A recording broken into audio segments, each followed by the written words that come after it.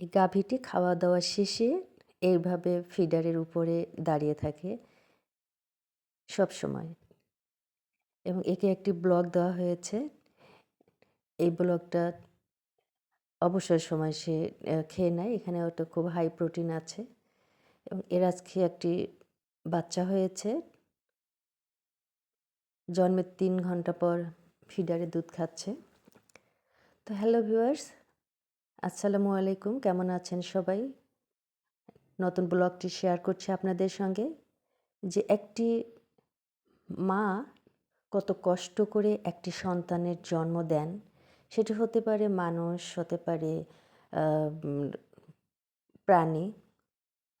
সেখানে বিড়াল থেকে শুরু করে আ গরু পর্যন্ত সবারই একই ধরনের কষ্ট থাকে। তো এই যে এখানে যে ডেলিভারির প্রসেসটা হচ্ছে, এটা এই ক্রস বা বিদেশি গরুর জন্যই এটা সম্ভব। বাচ্চার পায়ে আগে দড়ি বেঁধেছে ভিতরে, পেটের ভিতরেই। আর এই যে আ ফুল আমরা বলি এটাকে, ফুলটা ১২ ঘন্টার মধ্যে পড়তে হয়, নয়তো ডাক্তারের শরণাপন্ন হতে হয়। তো এই ছিল আজকের ব্লগটা এবং এই যে নতুন বাছুর হওয়ার পরে গাভীটা আমরা ছি দোয়াতে পারছিলাম না। ২ পা বেঁধে তারপরে প্রসেস করতে হয়েছে ১ম অবস্থায়।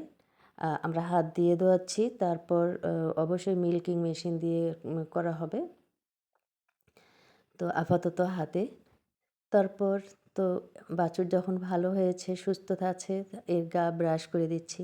দেখুন একটুও নড়াচড়া করছে না। একদম বিদেশি। এদের জেনেটিক্যালি এই ভদ্রতাটা আছে। দেশি গরু হলে তো একদম দৌড় মারত বাছুরসহ। কিন্তু এটা সেটা না। যেখানে খড় দিয়ে আ খড় বিছাই দিয়ে বসায় রেখেছিলাম সেখানেই ছিল এবং আ ওই জায়গাতেই সে বারবার যাচ্ছিল। তো এখন মায়ের সাথে আছে। এই হলো আমার আজকের ব্লগ। ভালো থাকবেন।